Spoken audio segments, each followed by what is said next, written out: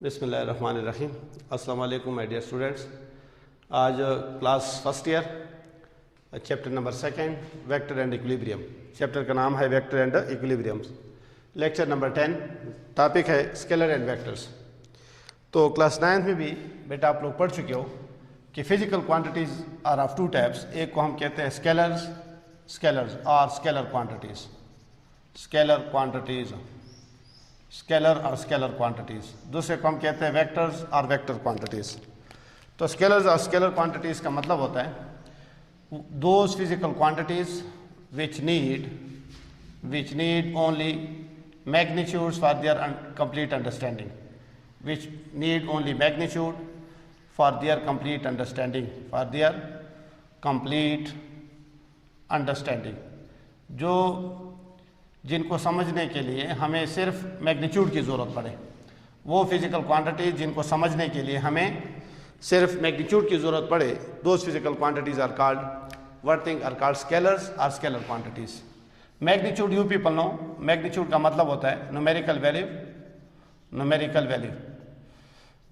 Value plus proper unit. Mean numerical value with proper unit is called magnitude. अब ऐसी कौन सी quantities है जिनको समझने के लिए सिर्फ न्यूमेरिकल वैल्यू और यूनिट की ज़रूरत पड़ती है? फॉर एग्जांपल हम कहते हैं, फॉर एग्जांपल एवरीडे लाइफ में या फिजिक्स में हम यूज़ करते हैं मास। हम कहते हैं mass is a scalar quantity, length is a scalar quantity, time is a scalar quantity, इसके अलावा work is a scalar quantity, energy is a scalar quantity, etc। बहुत सारी फिजिकल क्वांटिटीज़ हैं। फिर हम कहते हैं कि मास जो है, कैसे हम कह सकते हैं कि mass need only magnitude for its complete description और अंडरस्टैंडिंग।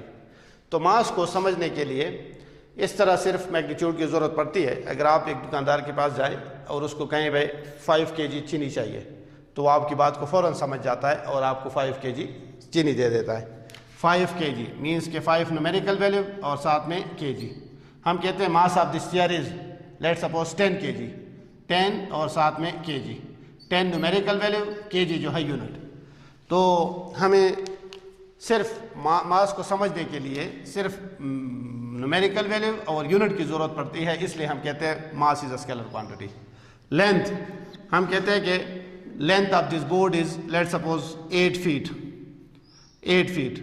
तो 8 फीट अगर मैं कहता हूँ इस बोर्ड की लेंथ है, तो 8 न्यूमेरिकल वैल्यू और फुट जो है ये यूनिट, तो length is a scalar quantity. हम कहते हैं कि distance between my home and college is 200 metre. तो 200 मीटर, 200 न्यूमेरिकल वैल्यू और मीटर जो है ये क्या है, ये इसके यूनिट है। इसी तरह टाइम, हम कहते हैं कि फॉर एग्जांपल लेक्चर का टाइम है लेट्स सपोज 40 मिनट्स, 45 मिनट्स। घर से स्कूल तक पहुंचने में कितना टाइम लग जाता है? 20 मिनट्स। तो 20 और साथ में मिनट्स। बहरहाल ये वो फिजिकल क्वांटिटीज़ है जिनको समझने के लिए हम कह सकते हैं कि या तो सिर्फ मैग्नीट्यूड की ज़रूरत पड़ती है, और मैग्नीट्यूड की जगह पे अगर मैं ये कहूँ कि न्यूमेरिकल वैल्यू और यूनिट की ज़रूरत पड़ती है, तो दोज क्वांटिटीज़ आर कॉल्ड या this quantities are called scalar quantities. फिर हम कहते हैं कि स्केलर क्वांटिटीज जो है can be added and subtracted,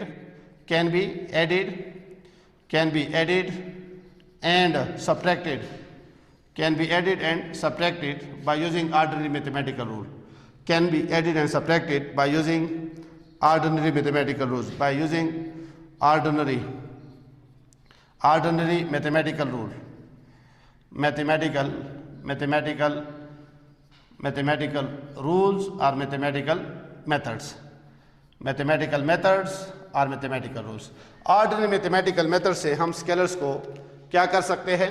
scalar को एड, सब्ट्रैक्ट और क्या कर सकते हैं? मल्टीप्लाई वगैरह कर सकते हैं। फॉर एग्जांपल हम कहते हैं 5 kg plus 10 kg is equal to 15 kg। दो मासेस को अगर हम ऐड करेंगे तो ऑर्डिनरी मैथमेटिकल मेथड से ऐड कर सकते हैं। 5 minute time plus 15 minute time is equal to 20 minute time, etc। ये तो बेटा बात हो गई जस्ट स्केलर्स की। क्लास 9 में भी आप लोग पढ़ चुके हो। जस्ट हमने इस चीज़ को क्या किया, रिवाइज किया। अगला हमारा टॉपिक है वेक्टर और वेक्टर क्वांटिटीज। वेक्टर्स और वेक्टर क्वांटिटीज, वेक्टर क्वांटिटीज और इन अदर वर्ड्स इसको हम डायरेक्टेड क्वांटिटीज भी कहते हैं, directed quantities, scalar and vector. Vector इसको कहते हैं, वेक्टर्स और वेक्टर क्वांटिटीज और डायरेक्टेड क्वांटिटीज।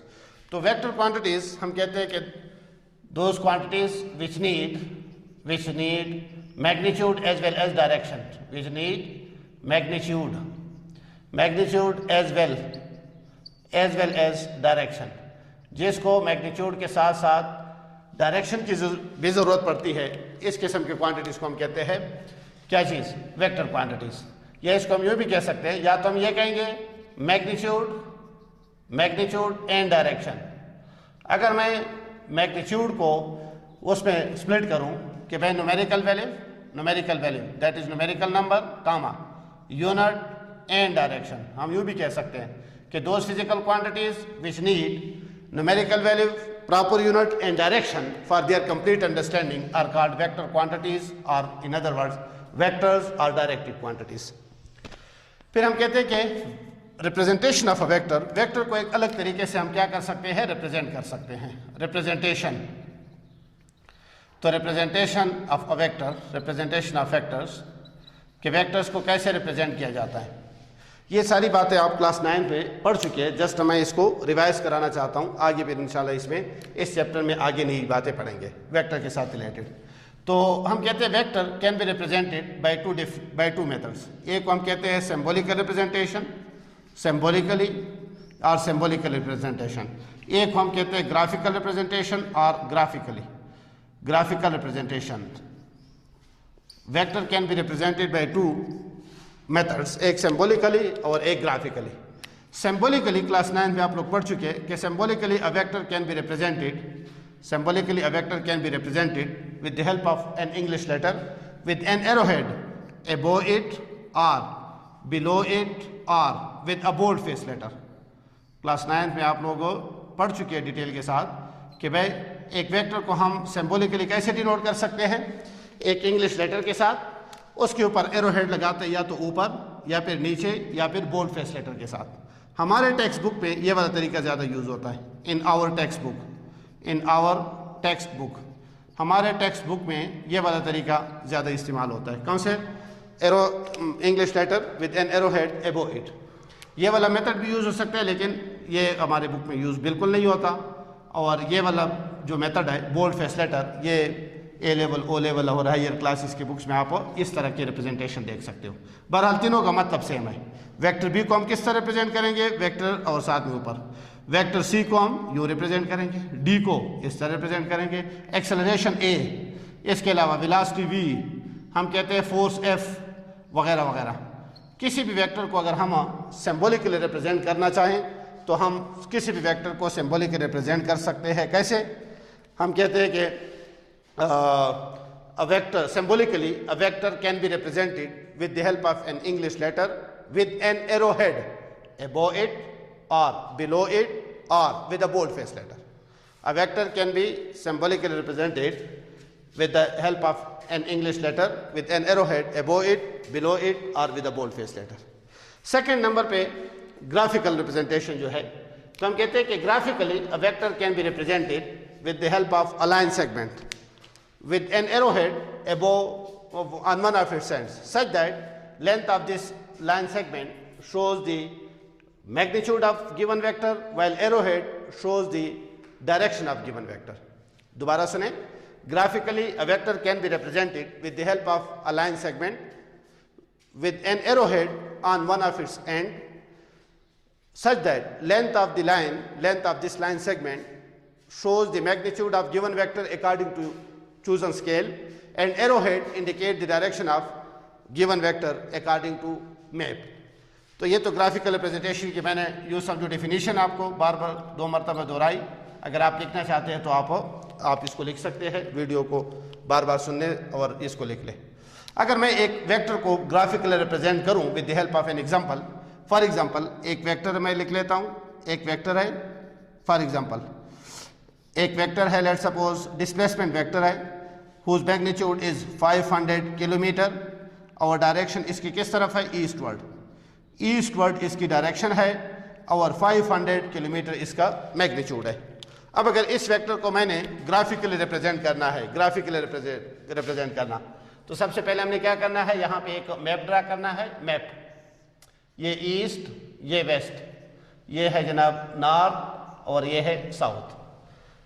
यहाँ पे मैंने चूज ऑन स्केल, यहाँ पे मैंने एक स्केल चूज करना है, स्केल।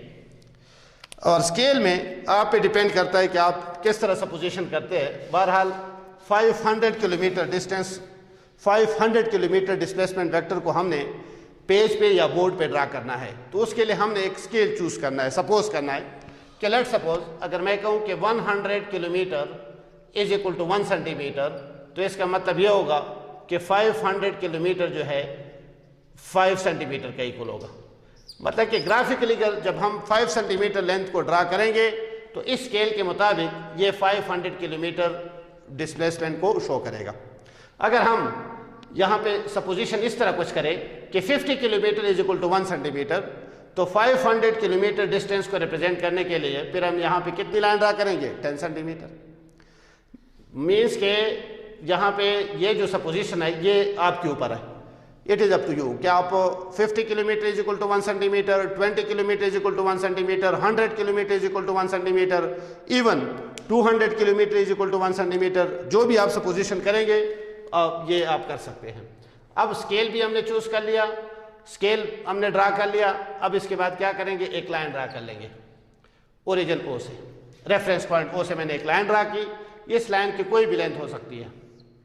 इस लाइन में से मैंने 5 सेंटीमीटर लेंथ को क्या करना है, काटना है। 5 सेंटीमीटर लेंथ मैंने काट ली और एरो हेड हम किधर लगाएंगे, हम जो डायरेक्शन गिवन है, ईस्टवर्ड डायरेक्शन गिवन है क्वेश्चन में, तो ईस्टवर्ड मैंने क्या कर लिया, ईस्टवर्ड मैंने यहाँ पे एरो हेड ड्रा कर लिया, ईस्टवर्ड। अब ये जो आपको एक ग्राफ का मतलब होता है एक्चुअली लाइन ड्रा करना, line, graphical representation with the help of a line. तो ये जो आपको एक छोटी सी लाइन नजर आ रही है, ये जो लाइन सेगमेंट है ओपी, जिसकी लेंथ है कितनी, जिसकी लेंथ है 5 सेंटीमीटर, और इस लाइन के ऊपर हमने एरो हेड ड्रा किया हुआ है किस तरफ, ईस्टवर्ड। लिहाजा ये जो OP 10 OP line which is equal to 5 centimetre eastward is the graphical representation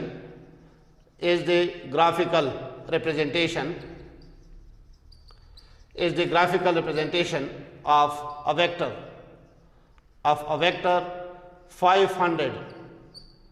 500 kilometre distance eastward. 500 kilometre eastward जो वेक्टर है हमारे पास, डिस्प्लेसमेंट वेक्टर, इस 500 किलोमीटर ईस्टवर्ड वेक्टर को हमने ग्राफिकली कैसे रिप्रेजेंट किया, with the help of a line segment whose length is 5 centimetre और direction is eastward. अगर आप इस लेंथ को देखें, ये जो 5 सेंटीमीटर लेंथ है, हमने यहाँ पे ये ग्राफिकल रिप्रेजेंटेशन की डिफिनीशन में हमने ये पढ़ा था कि graphically a vector can be represented with the help of, in English graphically a vector can be represented with the help of a line segment with an arrowhead on one of its end, such that length of this segment shows the magnitude of given vector according to scale. According to this scale, ये जो length होगी ये magnitude of given vector को represent करेगी, और जो arrowhead है ये direction of given vector को represent करेगा according to this map. यहाँ पे कोई भी एंगल भी हो सकता है कि भाई ईस्ट के साथ इतना एंगल बना रहा है, तो हम यहाँ पे ईस्ट की डायरेक्शन ड्रा करेंगे, उसके साथ एंगल ड्रा करेंगे, उस डायरेक्शन में जो है लाइन क्या करेंगे, लाइन ड्रा करेंगे। तो ये तो ग्राफिकल रिप्रेजेंटेशन वाली बात हो गई। आप किसी भी वेक्टर को एक और चीज़ याद रखें कि यहाँ पे हमारे पास अगर वेलोसिटी वेक्टर होगा तो वेलोसिटी वेक्टर को भी हम with the help of length, मतलब कि with the help of you कैसे लाइन सेगमेंट रिप्रेजेंट कर सकते हैं। For example 500 kilometre per our, अगर वेलोसिटी वेक्टर गिवन हो 500 किलोमीटर पर आवर, तो हम जब यहाँ पे सपोजिशन करेंगे तो 500 किलोमीटर पर 100 kilometre per hour is equal to 1 centimetre suppose करेंगे, फिर 500 किलोमीटर पर आवर जो है वो 5 सेंटीमीटर की इक्वल होगी। मतलब सिर्फ हम ये नहीं है कि ये डिस्प्लेसमेंट या डिस्टेंस जो है ये इसको हम सपोज कर सकते हैं कि भाई 100 kilometre is equal to 1 centimetre. यहाँ पे हम ये भी कह सकते हैं कि 100 newton is equal to 1 centimetre. तो 100 न्यूटन फोर्स को भी हम एक ग्राफ की मदद से, लाइन की मदद से रिप्रेजेंट कर सकते हैं। वेलोसिटी वेक्टर को भी रिप्रेजेंट कर सकते हैं, किसी भी वेक्टर को रिप्रेजेंट कर सकते हैं irrespective the nature of the vector. Vector के नेचर पे कोई डिपेंडेंसी नहीं है इस बात की। इसके बाद अगर हम बात करें कि मैथमेटिकली एक वेक्टर को कैसे लिखा जाता है मैथमेटिकली, तो बेटा मैथमेटिकली अगर हम एक वेक्टर को लिखना चाहें मैथमेटिकली, तो मैथमेटिकली किसी भी वेक्टर को हम लिख सकते हैं कि vector A is equal to magnitude of vector A into A cap. अब ये मैथमेटिकल रिप्रेजेंटेशन है। इस मैथमेटिकल रिप्रेजेंटेशन में अगर आप ये जो देखें, ये जो मैंने मॉडुलस लिखा हुआ है, इसको हम बोलते हैं कि क्या है, इसको हम बोलते हैं vector A modulus, vector A modulus, vector A modulus, vector A modulus. और ये जो है हमारे पास किस चीज़ के इक्वल होता है, ये सिंपली ए का इक्वल होता है। ए का मतलब होता है कि magnitude of vector A, magnitude of vector A, magnitude of vector ए। अच्छा, अब इस इक्वेशन को फिर हम यूं भी लिख सकते हैं, vector A is equal to magnitude of vector A into A cap, where what is this A cap. ये ए कैप जो है ये इसको हम कहते हैं यूनिट वेक्टर, यूनिट वेक्टर है, इसको यूनिट वेक्टर बोलते हैं। और ये फॉर एग्जांपल ए वेक्टर के ऊपर ए कैप अगर बना हुआ है, इसको हम कहते हैं ए कैप या ए हेड भी कहते हैं इसको, ए कैप या ए हेड, बी कैप या बी हेड, सी कैप और सी हेड एंड सो ऑन। और ये किस चीज को रिप्रेजेंट कर रहा है, this unit vector indicate the direction of given vector. ये सिर्फ गिवन वेक्टर की डायरेक्शन को रिप्रेजेंट करता है, बाकी इसका मैग्नीट्यूड क्या होता है, हमेशा 1 होता है। आगे डिस्कस करेंगे इंशाल्लाह। अब ये जो हमने मैथमेटिकल इक्वेशन लिखा या ऊपर वाला हमने मैथमेटिकल इक्वेशन जो लिखा है, ये दोनों सेम टू सेम है। तो फिर इस मॉडुलस में लॉजिक क्या है, ये जो मॉडुलस हम लिखते हैं, मॉडुलस क्यों, मॉडुलस में हम क्यों बंद करते हैं, मॉडुलस में इसलिए बंद करते हैं कि वेरी इंपॉर्टेंट पॉइंट, और वो ये कि magnitude of a vector is always positive, magnitude of a vector is always positive, magnitude of a vector can not be negative. MCQs में आता है magnitude of a vector can not be negative, positive, zero, none या all, so can not be negative. Magnitude of a vector is always positive, negative, zero, 1, so always positive. कभी भी किसी vector का magnitude negative नहीं हो सकता। अगर for example किसी वेक्टर के साथ आप क्या कहते हैं उसको नेगेटिव साइन देखते भी हो, फॉर एग्जांपल मैं इस तरह लिख लेता हूं, vector A is equal to -50 metre eastward, तो याद रखें कि ये जो नेगेटिव साइन आपको मैग्नीट्यूड के साथ नजर आ रहा है, ये मैग्नीट्यूड के साथ नहीं है, ये एक्चुअली इस ईस्ट के साथ है।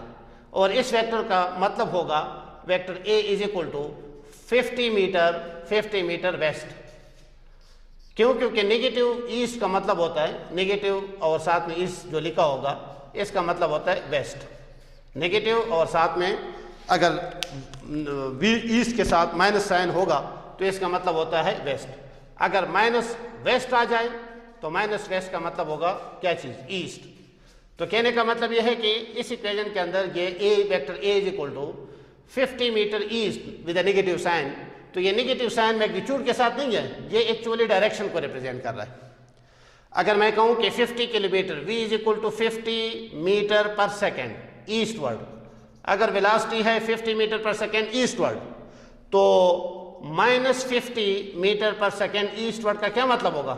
तो माइनस अगर आ जाए किसी वेलोसिटी के साथ तो इस माइनस साइन का मतलब होगा इस पूरे इसका मतलब होगा 50 metre per second velocity westward. क्यों? क्योंकि ये नेगेटिव साइन और ईस्ट की जगह मैंने क्या लिख लिया, वेस्ट लिख लिया। तो यहां से ये पता चला कि magnitude of a vector can not be negative, magnitude of a vector is always positive, इसलिए हम इसको मॉडुलस में बंद करते हैं। ये मॉडुलस में बंद करने का लॉजिक ये है। इसके अलावा अगर हम वेक्टर बी को लिखे, vector B is equal to modulus of vector B into B cap, vector C is equal to modulus of vector C into C cap, velocity V is equal to V cap modulus into V cap and so on. अब यहाँ पे हम एक ही उसके लिए 3 relation लिख सकते हैं। For example b is equal to, ये जो हमने लिखा हुआ है b is equal to b magnitude into A cap. इसी से अगर हम मैग्नीट्यूड के लिए इक्वेशन लिखे, magnitude of vector always equal to vector given divided by given vector divided by direction of vector. और साथ में हम यूँ भी लिख सकते हैं कि किसी भी वेक्टर की direction is equal to given vector divided by magnitude of that vector, magnitude of that vector. यहाँ पे तीन रिलेशन, एक तो ये कि vector A B is equal to B modulus into B cap, B modulus magnitude of vector B is equal to ये आ जाएगा B vector divided by B cap, और B cap is equal to what thing vector B divided by modulus of vector B. तो ये तो हमने discuss किया कि व्हाट इज स्केलर्स, फिर उसके बाद what are vectors are directed quantities, फिर representation of a vector, symbolical representation, symbolical representation, इसके बाद graphical representation. Graphically a vector can be represented with the help of a line segment such that length of the line shows the magnitude of given vector according to scale, chosen scale, and arrowhead indicate the direction of a given vector according to chosen map। फिर मैंने example से आपको समझाने की कोशिश की कि let's suppose हमारे पास एक वेक्टर है 500 किलोमीटर ईस्टवर्ड, इसको हम ग्राफिकली कैसे रिप्रेजेंट करते हैं। तो ये जो according to chosen scale and map, ये जो OP 5 सेंटीमीटर आपको एक लाइन सेगमेंट नजर आ रहा है, लाइन सेगमेंट जिसकी डायरेक्शन है ईस्ट की तरफ, एरोहेड हमने ईस्ट की तरफ डाला हुआ है, तो ये जो 5 सेंटीमीटर ईस्टवर्ड लाइन सेगमेंट है is the graphical representation of vector 500 kilometre eastward. फिर मैथमेटिकल इक्वेशन की हमने बात की। मैथमेटिकल इक्वेशन में हमने वेक्टर ए मॉडुलस की बात की कि इसका मतलब है कि magnitude of a vector can not be negative, it is always positive. तो कल इंशाल्लाह हम रेफरेंस कोऑर्डिनेट सिस्टम और सम स्पेशल वेक्टर्स की डेफिनेशन डिस्कस करेंगे, definition of some special vectors इंशाल्लाह। तो अगले लेक्चर में इंशाल्लाह डिस्कस करेंगे। Thank you so much.